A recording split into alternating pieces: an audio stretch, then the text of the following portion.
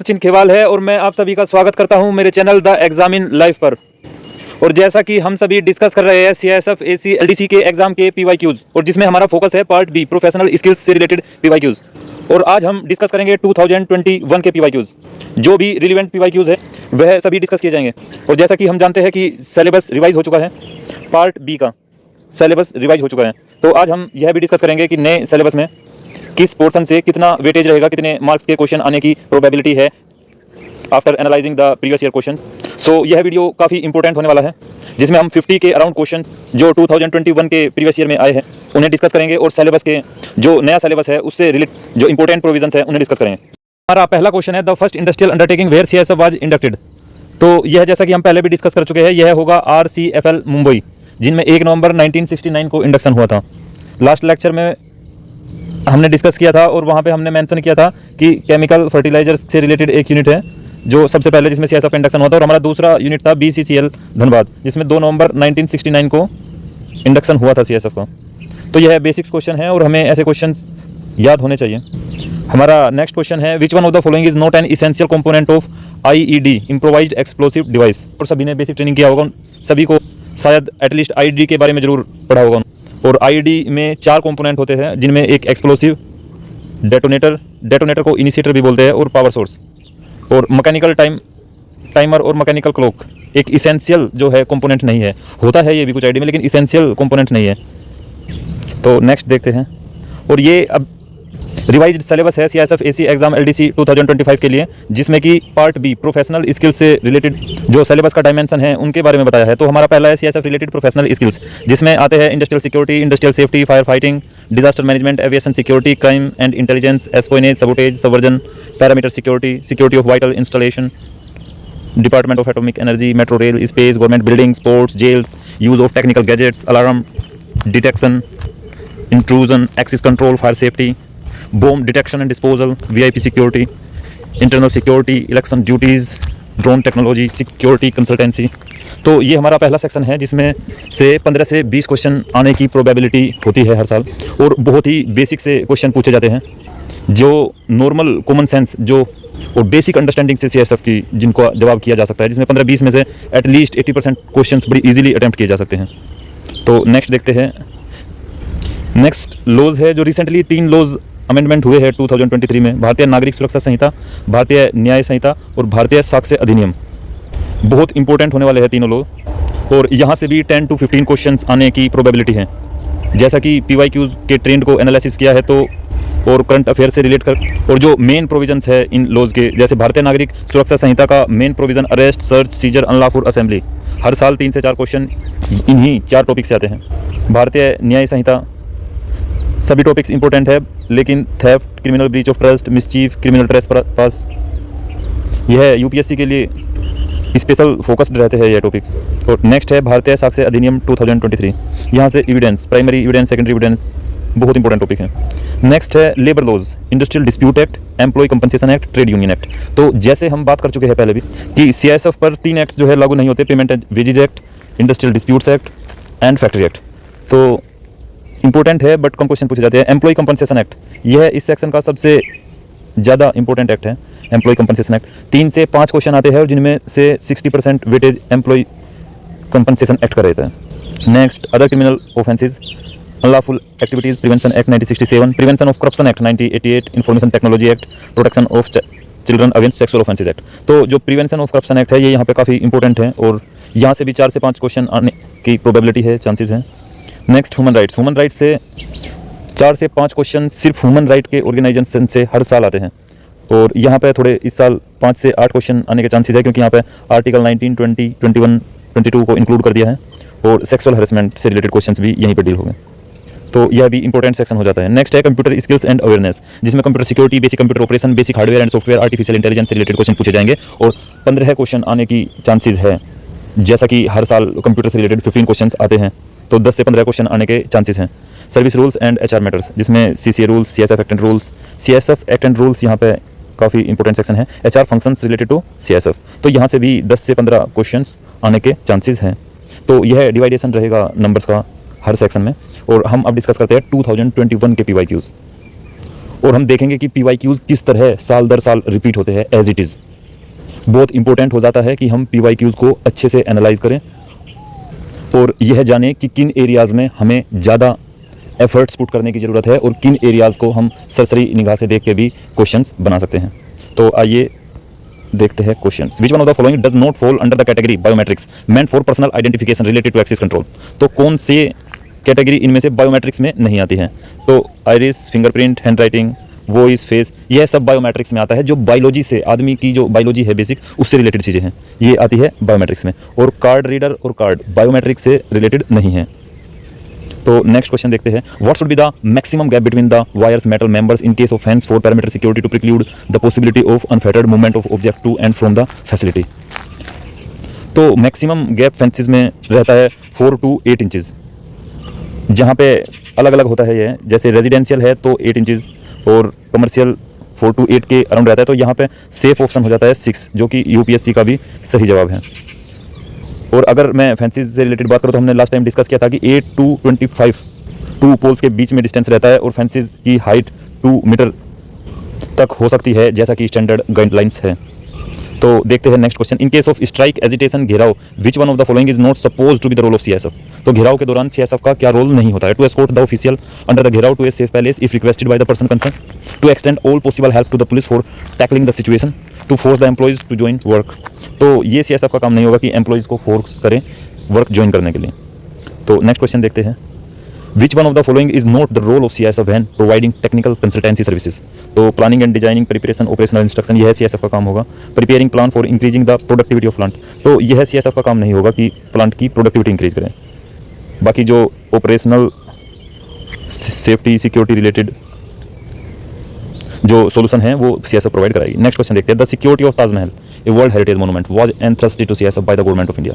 तो ताजमहल का security CSF को किसने दिया था? बेसिकली ये सुप्रीम कोर्ट के जो डायरेक्शंस थे उनके बिहाफ पे MHA ने ताजमहल में CSF को का इंडक्शन किया था और यह 3 फरवरी 2000 में इंडक्शन किया गया था। तो नेक्स्ट क्वेश्चन देखते हैं। Sainik Sammelan are held in CSF once a month, which one of the following statement about Sainik Sammelan is not correct. सैनिक सम्मेलन से संबंधित कौन सा स्टेटमेंट करेक्ट नहीं है? It gives the opportunity to unit personal to hear about the plan of the organization of the future. ये सही है। सैनिक सम्मेलन में ऐसा होता है कि जो फ्यूचर प्लान्स होते हैं उनके बारे में बताया जाता है। It gives the opportunity to unit personal for recreation, ये तो गलत होगा। सैनिक सम्मेलन कोई रिक्रिएशन का तो नहीं है। इट गिव्स द अपॉर्चुनिटी, ये हो गया हमारा सही जवाब B. Which one of the following an example of low explosive. तो जैसा कि हम पहले भी डिस्कस कर चुके हैं हमारे लास्ट जो वीडियो था उसमें कि TNT हाई एक्सप्लोसिव है, ग्लिटिन हाई एक्सप्लोसिव है और गन पाउडर यहाँ पे हो जाएगा लो एक्सप्लोसिव। तो हमारा सही जवाब हो जाएगा ए। नेक्स्ट क्वेश्चन देखते हैं। NHRC ह्यूमन राइट से रिलेटेड है और जैसा कि मैं बताया आपको कि 5 क्वेश्चन ह्यूमन राइट से रिलेटेड, 4 से 5 क्वेश्चन हर साल एग्जाम में आपको देखने को मिलेंगे। According to protection of human rights act 1930, who can be appointed as a chairperson of NHRC। तो यह है, हम मल्टीपल टाइम डिस्कस कर चुके हैं कि chief justice of supreme court of India NHRC के चेयरपर्सन होंगे जिनका एज 3 और मैक्सिमम 70 ईयर्स होगा और प्रेसिडेंट इनको अपॉइंट करते हैं और जिस कमेटी के रिकमेंडेशन पे इनको अपॉइंट किया जाता है उसका हेड PM होते हैं। 6 मेंबर का वह कमेटी होता है। तो यह है बेसिक इन्फॉर्मेशन NHRC के बारे में, हम मल्टीपल टाइम डिस्कस कर चुके हैं। तो नेक्स्ट क्वेश्चन देखते हैं। HHMD should be kept at what distance away from the passenger. तो यह भी काफ़ी वेरिएशन है। 2 to 4 सेंटीमीटर का डिस्टेंस HHMD में होता है। जो अच्छा HHMD है उनमें 4 तक डिस्टेंस होता है और यहाँ पे हमारा सेफ आंसर हो जाएगा 2.5, जो कि UPSC ने भी सही दिया। Next question. National human rights commission is a statutory body, क्योंकि यह नेशनल ह्यूमन राइट्स एक्ट 1993 के तहत बनाया गया है। तो यह स्टैट्यूटरी बॉडी है। कॉन्स्टिट्यूशनल बॉडी भी होती है जो हमारे कॉन्स्टिट्यूशन में मेंशन होती है। तो नेक्स्ट क्वेश्चन देखते हैं। A bona fide passenger travelling on a valid ticket issued in his or her name is required to show documents as proof of his or her identity at the entry point of airport gates, which one of the following is not acceptable for the same. तो जो airport पर duty करते हैं उन्हें पता होगा कि gate पर आइडेंटिटी प्रूफ के लिए कौन सा डॉक्यूमेंट है जो वैलिड नहीं होता, एक्सेप्टेबल नहीं होता। तो वह बर्थ सर्टिफिकेट होता है जो वैलिड नहीं होता। तो नेक्स्ट क्वेश्चन देखते हैं। Which one of the following is not a function of national human rights commission. तो ह्यूमन राइट्स से रिलेटेड अभी तक भी हम 3 क्वेश्चन डिस्कस कर चुके हैं। तो कौन सा फंक्शन नहीं होता? टू स्प्रेड ह्यूमन राइट्स यह होगा। Provide economic compensation to human rights violation victims, to prosecute and punish the human rights violator, ये नहीं होगा प्रोसिक्यूट और पनिश करना। ये provide economic compensation to human rights violator victims, ये भी मतलब थोड़ा सा डाउटफुल है कि इकोनॉमिक जो कंपनसेशन है वो NHRC प्रोवाइड करवाएगी ऑर्गेनाइजेशन से या फिर खुद करेगी। बाकी सी हमारा सही जवाब है। नेक्स्ट क्वेश्चन देखते हैं, the central government may frame a scheme to be called the employees pension scheme under the employees provident fund and miscellaneous provisions act 1952 for the purpose of providing. तो यह बहुत अच्छा क्वेश्चन है जिसमें superannuation pension, retiring pension, partial disablement pension और permanent total disablement pension. तो यहाँ पे हमारा सही जवाब हो जाएगा 1 2 4, क्योंकि जो पार्शियल डिसेबलमेंट पेंशन जो होती है वह एम्प्लॉइज कंपनसेशन एक्ट 1920 के अंडर में दिया जाता है। Partial disablement pension employees compensation act 1923 के अंडर दिया जाता है, ना कि एम्प्लॉइज पेंशन स्कीम और एम्प्लॉइज प्रोविडेंट फंड्स के। और जैसा कि नेक्स्ट क्वेश्चन देखते हैं, which one of the following legislation has been changed in the year 2009। तो जो एम्प्लॉय कंपनसेशन एक्ट है यह नाम इनको 2009 में दिया गया, उससे पहले इसका नाम था वर्कमैन कंपनसेशन एक्ट 1923। यह चेंज होकर एम्प्लॉय कंपनसेशन एक्ट 2009 में बनाया गया और फिर उसमें एक बार फिर अमेंडमेंट हो चुका है 2020 में। और बेसिकली इसमें अमेंडमेंट में जो मिनिमम कंपनसेशन के जो लिमिट्स थे उनको बढ़ाया गया था, एक्सटेंड किया गया था। तो नेक्स्ट क्वेश्चन देखते हैं, which one of the following sporting items are banned for carriage in personal hand baggage और board flights operating from civil airports in India? Cricket bats, pool cubes, golf clubs. तो यह तीनों ही चीज़ें ban होती है hand baggage में और बहुत ही लिमिटेड चीज़ें हैं जो हैंड बैगेज में अलाउ की जाती है और कुछ भी ऐसा जो इंजरी कोज कर सकें, पोटेंशियल भी हो जिसका इंजरी कोज करने का, वो हैंड बैगेज में नॉर्मली अलाउ नहीं किया जाता। नेक्स्ट क्वेश्चन देखते हैं, which one of the following cargo consignments are considered as non cargo? तो नॉन कार्गो बेसिकली होता क्या है यह पूछा जा रहा है। Cargo consignments accepted from a regulated agent to which appropriate security measures have been applied. यह नॉन कार्गो होगा जिस पे सभी सिक्योरिटी मेजर्स अप्लाई कर किए हैं और रेगुलेटेड एजेंट से जिसको एक्सेप्ट किया है। Cargo consignment accepted directly from a consignor to which appropriate security measures have been applied. Non cargo after being subjected to appropriate security controls include screening. यह भी होगा, तो ऑप्शन सी सही जवाब होगा। और जैसा कि हम बात कर चुके हैं, जहाँ पे भी आपको ऐसे जर्नल से स्टेटमेंट दिखाई दे और ऐसा बात किया हो कि सभी सिक्योरिटी मेजर्स को फॉलो किया गया है, तो नॉर्मली वही चीज़ें राइट होती है और वहाँ पे सबसे सेफ ऑप्शन होता है ऑल ऑफ द अबव। तो नेक्स्ट क्वेश्चन देखते हैं, which of the following amounts to an unfair labour practice? तो हमारे ऑप्शन है recruitment of workman during an illegal strike, transfer of workman from one palace to another according to management policy, dismissing a workman involved in a criminal case, refusing to bargain collectively in a good faith with an recognised trade union. तो इसका सही जवाब हो जाएगा option D, refusing to bargain collectivity in good faith with a recognised trade union. Last time अगर आपको याद हो हमने एक PYQ डिस्कस किया था जिसमें recruitment to workman during an illegal strike, ये भी अनफेयर जो प्रैक्टिसेस है उसमें आता है, recruitment of workman during an illegal strike. लेकिन यहाँ पे UPSC ने डी को सही माना है कि refusing to bargain collectively in good faith with recognised trade union, यह भी अनफेयर प्रैक्टिस है। पर ये दोनों अनफेयर हो सकती है, लेकिन UPSC ने डी को सही माना है, तो हम भी डी के साथ ही जाएंगे। नेक्स्ट क्वेश्चन देखते हैं, what is the prescribed term of office of the chairperson and the members of national human rights commission? 3 to 70 multiple time discuss कर चुके हैं और यह है NHRC से रिलेटेड फोर्थ क्वेश्चन है इस एग्जाम में 2021। और नॉर्मली हर एग्जाम में 4 से 5 question national human rights commission से पूछे जाते हैं, तो यह बहुत इंपॉर्टेंट सेक्शन है। तो नेक्स्ट क्वेश्चन देखते हैं, the chairperson of national human rights commission can be removed by president of India. Appoint भी प्रेसिडेंट करते हैं, रिमूव भी प्रेसिडेंट करते हैं और प्राइम मिनिस्टर उस कमेटी के हेड होते हैं जिनके रिकमेंडेशन पर इन्हें अपॉइंट किया जाता है नेशनल ह्यूमन राइट्स कमिश्नर को। तो यह 5th क्वेश्चन है नेशनल ह्यूमन राइट्स कमीशन का अभी तक इस एग्जाम में। तो नेक्स्ट देखते हैं, for adjudication of industrial dispute which one of the following machineries has been established? तो इंडस्ट्रियल जो डिस्प्यूट होते हैं उनके लिए क्या मैकेनिज्म है? तो इंडस्ट्रियल ट्राइब्यूनल उनके लिए होते हैं, लेबर कोर्ट्स होते हैं इंडस्ट्रियल डिस्प्यूट्स के लिए, इंडस्ट्रियल ट्राइब्यूनल होते हैं। और जैसा कि और ऑप्शन है लेबर कमेटी बेसिकली होती है रिकमेंडेशन के लिए। वेज बोर्ड्स, वेज से रिलेटेड जो इशू होगा इंडस्ट्री में ऑर्गेनाइजेशन में, तो उनको वेज बोर्ड रेज करेंगे नेशनल कमीशन ऑफ लेबर। यह बेसिकली लेबर कंडीशन को रिकमेंड करने के लिए। हमारा सही जवाब हो जाएगा ऑप्शन है द इंडस्ट्रियल ट्राइब्यूनल, जो इंडस्ट्रियल डिस्प्यूट के एडजुडिकेशन के लिए हो गए और लेबर कोर्ट हो गए। तो नेक्स्ट क्वेश्चन देखते हैं, the industrial establishment for the purpose of the CSF act 1968 means? तो इंडस्ट्रियल एस्टेब्लिशमेंट का CSF के लिए क्या मतलब है? An industrial undertaking engage in trade union होगा, a company defined under the companies act, यह भी होगा। A partnership for registered under the Indian partnership, यह भी होगा। 1, 2 and 3, तो ऑप्शन डी सही हो जाएगा। और जो भी ऐसे जर्नल से स्टेटमेंट होते हैं नॉर्मली वो सही होते हैं। तो नेक्स्ट क्वेश्चन देखते हैं, A causes cattle to enter upon a field belonging to Z intending to cause and knowing that he is likely to cause damage to जेड्स crop, A is committed an offence. तो यह offence mischief में consider किया जाएगा क्योंकि इसमें intention भी है और लॉस भी है क्रॉप्स का। तो जहाँ पे इंटेंशन और लॉस दोनों हो वह मिसचीफ में कंसिडर किया जाएगा। तो नेक्स्ट देखते हैं, A finds a ring lying on the highway and keep it with him, which one of the following statement is correct? तो it is not theft because the ring was not in position of anyone. तो highway पे ring पड़ा हुआ मिला तो उसके जो owner है, किसी भी चोरी को चोरी तब तक नहीं कहा जा सकता जब तक चोरी किए हुए सामान का ओनर और चोरी किया हुआ सामान ट्रांसफ़र ना हो दूसरी जगह पे और डिसऑनेस्ट इंटेंशन हो।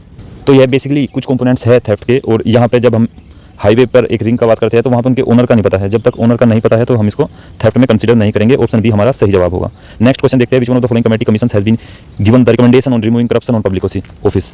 तो करप्शन के ऊपर इंडिया में अभी तक सबसे जो बड़ा कमेटी बना है संथानम कमेटी है, जिसको कि 1962 में बनाया गया था और इन्हीं की रिकमेंडेशन पर बाद में CBI central bureau of India का गठन हुआ 1963 में।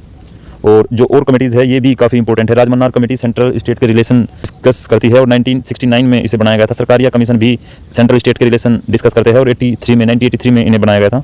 वेंकटचलैया कमीशन को 2000 में इस्टेब्लिश किया गया था for national commission of review working of constitution के लिए। नेक्स्ट क्वेश्चन देखते हैं, under the prevention of corruption act 1988 gratification means. Gratification बहुत ब्रॉड टर्म है और यह बहुत इंपॉर्टेंट एक्ट है। तो ग्रेटिफिकेशन का मीन्स हो जाएगा not restricted to pecuniary gratification और to gratification estimated in money. तो यह केवल मनी से रिलेटेड नहीं है कि कुछ पैसे दिए उस ग्रेटिफिकेशन से। ग्रेटिफिकेशन एक ब्रॉड टर्म होगी जिसमें और भी चीज़ें इंक्लूड हो सकती हैं जो करप्शन में आएगी, ग्रेटिफिकेशन में आएगी। तो नेक्स्ट क्वेश्चन देखते हैं, under which section of the criminal procedure code 1973 में a magistrate search in his presence. तो सेक्शन 103, जैसा कि मैंने बताया है IPC, CRPC और एविडेंस एक्ट चेंज हो चुके हैं तो अभी ये रिलेवेंट नहीं है क्वेश्चन, लेकिन सेक्शन 103 में मजिस्ट्रेट की प्रेजेंस में सर्च करने का प्रावधान था और सेक्शन 102 में सीज करने का प्रावधान है। नेक्स्ट क्वेश्चन देखते हैं, power to search a place entered by a person so to be arrested has been provided under. तो किसी पर्सन को या उस जगह को जहाँ पे पर्सन को अरेस्ट करने गए उसको सर्च करने का जो प्रोविजंस है उससे रिलेटेड वह सेक्शन 47 CRPC कोड 1973 के अंडर आते हैं। यह भी अभी चेंज हो चुके हैं। नेक्स्ट क्वेश्चन देखते हैं, विच section of criminal procedure code 1973 makes provision regarding search of arrested person. तो यह सेक्शन 51 के अंडर आते हैं और इन दोनों में बेसिकली डिफरेंस क्या है कि यह है search of the arrested person. और यह क्वेश्चन इसलिए कराया जा रहा है कि आप इन चीज़ों को अभी जो नए एक्ट आए हैं उनमें जाके इनके सेक्शन देखें ध्यान से। और दोनों में जो डिफरेंस है regarding search of the arrested person और regarding search a place by a person so to be arrested. तो यह प्रोविजन आप नए एक्ट में जाकर देखें और अच्छे से मेमोराइज करें क्योंकि यह बहुत इंपॉर्टेंट हो जाते हैं जो PYQs में आते हैं क्वेश्चंस। तो नेक्स्ट क्वेश्चन देखते हैं, the power of the police officer to seize certain property has been given under. तो जैसा कि हमने अभी डिस्कस किया सेक्शन 103 में सर्च से रिलेटेड प्रोविजन थे और सेक्शन 102 में सीज से रिलेटेड प्रोविजन थे। तो नेक्स्ट क्वेश्चन देखते हैं, rule making power to carry out the purpose of the CSF 1968 to given the central government under which one of the following section of the act. तो CSF act के section 22 में central government को यह power है कि वह CSF से related कुछ भी रूल्स को बना सकते हैं और अमेंड कर सकते हैं और इसके लिए रूल्स के लिए 30 डेज में वह पार्लियामेंट में पास कराने पड़ेंगे रूल्स और फिर वह CSF पर लागू हो गया। ऐसा सेक्शन 22 में पावर है CSF एक्ट 1968 के। तो नेक्स्ट क्वेश्चन देखते हैं, dismissal removal of enrol members of CSF under section 8 of the central industrial force act 1968 is subjected to. तो removal dismissal of CSF member article 311 of constitution of India any such rule as framed by the central government. तो basically article 311 क्या कहता है? आर्टिकल 311 protects करता है civil servants from being dismissed और reduced in rank without a fair process. तो यहाँ पे भी ऐसा ही है कि जब तक फेयर प्रोसेस फॉलो ना किया जाए, अपील, रिवीजन, पेटिशन, तब तक किसी भी civil servant, all India services और किसी भी सेंट्रल सर्विसेज के मेंबर को डिसमिसल रिमूवल नहीं किया जा सकता। तो नेक्स्ट क्वेश्चन देखते हैं, CSF members have power to arrest any person without warrant under which section. Section 11। CSF जो पर्सन है वह अपने प्रीमाइसिस में अगर उसे थ्रेट किया जाता है, ड्यूटी में ऑब्स्ट्रक्ट किया जाता है तो वह विदाउट वारंट के किसी को भी अरेस्ट कर सकता है। सेक्शन 11 CSF एक्ट 1968 के तहत। Section 15A of CSF act 1968 restricts members of the force to. तो CSF एक्ट 15A किन किन चीज़ों में रेस्ट्रिक्ट करता है? फॉरमैन या ऑर्गेनाइजेशन, ये बिल्कुल सही है, रेस्ट्रिक्ट करता है। Be a member of any trade union labour, यह भी रेस्ट्रिक्ट करता है। Be a member of any society, institution, organise not recognised as a part of force, यह भी करता है। Be the part of organisation, society, institution which purely society, तो यह नहीं होगा। तो हमारा सही जवाब हो जाएगा 1, 2 एंड 3। तो सेक्शन 15A बेसिकली CSF के मेंबर को किसी भी एसोसिएशन, ट्रेड यूनियन, पॉलिटिकल और जो CSF के पार्ट नहीं है उनमें एनरोल होने से, उनको ज्वाइन करने से रेस्ट्रिक्ट करता है। और कोई भी सोशल है, रिक्रिएशनल, रिलीजियस नेचर की जो ऑर्गेनाइजेशन हैं उनसे CSF मेंबर जुड़ा रह सकता है। तो नेक्स्ट क्वेश्चन देखते हैं, in case of complain regarding sexual harassment. तो सेक्सुअल हैरेसमेंट जैसा कि मैं बताया, यह भी इंपॉर्टेंट एक्ट है, sexual harassment at work place. Internal complain committee, तो हम internal complain committee required to be constituted with regard to this, which one of the following statement is not correct. तो नॉट करेक्ट स्टेटमेंट पूछा है, जिसमें one member from local police preferably women then a women police station shall be member of committee. तो option D हमारा गलत हो जाएगा, क्योंकि जब हम बात करते हैं इंटरनल कंप्लेन कमेटी का तो लोकल पुलिस से उसमें नहीं होगे। ए सीनियर लेवल वुमेन, ये बिल्कुल सही है, जैसे कि डीसी अपने यहाँ पे, एसी, कमांडेंट, इस लेवल का एक women officer, not less than 2 members amongst employees, और एक एनजीओ मेंबर। तो यह सही है, ऑप्शन डी यहाँ पे गलत हो जाएगा। नेक्स्ट क्वेश्चन देखते हैं, an enrol member of CSF aggrieved by an order made under section 8 of the CSF act 1968 में file an appeal against the order within. तो अपील को किया जा सकता है 30 डेज में, सीएसएफ एक्ट में ऐसा बताया है सेक्शन 8 में। बेसिकली सेक्शन 8 जो है डिसिप्लिनरी जो प्रोसेस है उनसे डिस्कस करता है, और जो रिवीजन पेटिशन फाइल होता है उसके लिए मिनिमम होता है 6 महीने का पीरियड। तो यह भी हमें ध्यान रखना है साथ में। Next question, with regard to the event of deployment of CSF during election duties, which one of the following is not correct. तो सीएसएफ को जब इलेक्शन ड्यूटीज में डिप्लॉय किया जाता है तो कौन सा स्टेटमेंट इनमें से करेक्ट नहीं है। They should be absolutely impartial, वो तो हर कंडीशन में रहना है, इलेक्शन ड्यूटी हो या कहीं भी ड्यूटी हो। Even if the presiding officer ask to arrest CSF personnel deployed on duty can't make arrest, ये यहाँ पे नॉट करेक्ट हो जाएगा, क्योंकि अगर प्रिसाइडिंग ऑफिसर्स अरेस्ट करने के लिए कह रहे हैं और फिर भी सीएसएफ का जो पर्सनल है वो अरेस्ट ना करे तो यह गलत हो जाएगा। नेक्स्ट क्वेश्चन देखते हैं, A without taking permission of Z scales the wall of जेड्स house at night and enter Z house through a window. तो यह हाउस ब्रेकिंग एट नाइट हो जाएगा, और यह भी थोड़ा सा डिबेटेबल है कि यह हाउस ट्राइस प्रेस क्यों नहीं होगा, हाउस ब्रेकिंग एट नाइट, लेकिन यूपीएससी ने हाउस ब्रेकिंग बाय नाइट माना है इसे। बेसिकली यहाँ पे क्या प्रिज्यूम किया गया है कि ए और जेड जो है एक दूसरे को जानते हैं, और तब तो यह हाउस ब्रेकिंग एट नाइट हो जाएगा। लेकिन अगर ए और जेड एक दूसरे को नहीं जानते और वो है रात में उसके घर की दीवार लांग कर उनके घर में जाता है तो यह हाउस ट्रेसपास का केस हो जाता है। तो नेक्स्ट क्वेश्चन देखते हैं, criminal breach of trust is defined under. तो जैसा कि मैं बताया है आईपीसी चेंज हो चुका है, यह 405 के अंडर डिफाइन किया जाता था, लेकिन अभी भारतीय न्याय संहिता जो नए एक्ट बनाए हैं इसमें सेक्शन 316 है, और आप सभी जो भी इंपॉर्टेंट प्रोविजंस है वो जाके नए रूल्स में देखें और नए रूल्स में एकोमोडेट करें।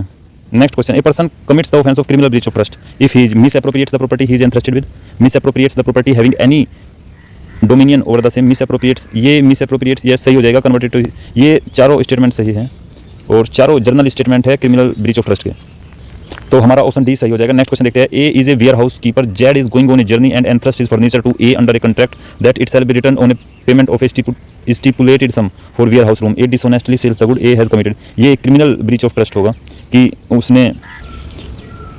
उसने बेईमानी से बिना उसके परमिशन के उसके सामान को बेच दिया और खुद अपने यूज़ में ले लिया, जैसे कि इसमें बताया हिज ओन यूज़, तो यह क्रिमिनल ब्रीच ऑफ ट्रस्ट होगा। नेक्स्ट क्वेश्चन देखते हैं, bureau of civil aviation security has prescribed deployment of counter unmanned aircraft system to protect air space from rogue drones in and around the airfields, what is the approximate area prescribed to be covered with such CUAS। तो काफ़ी factual question है, यहाँ पे सही जवाब हो जाएगा 10 kilometre along the approach funnel area and 5 kilometre radius in other direction of airfield.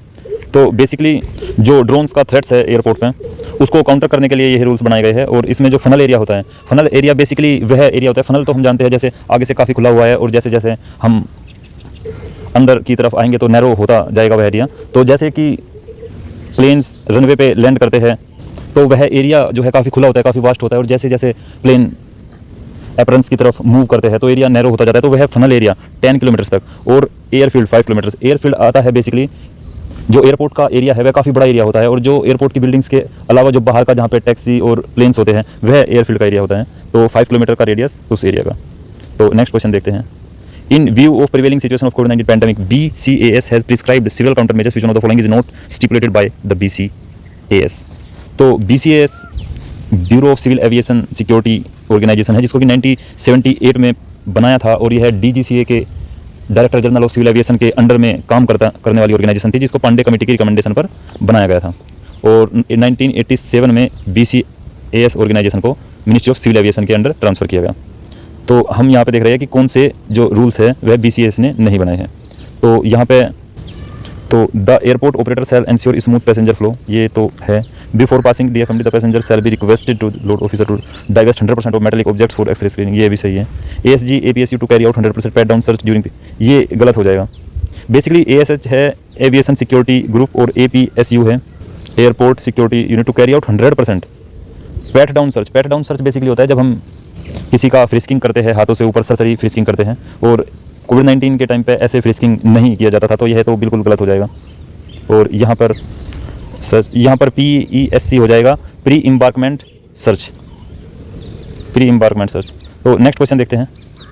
Next question, where the first fire service training institute in CISF established. तो CISF का पहला जो फायर का FSTI का जो इंस्टीट्यूट था वो कहाँ पे था? वह देवली में बनाया गया था, और दूसरा हैदराबाद में 1999 में, और फर्स्ट देवली, यह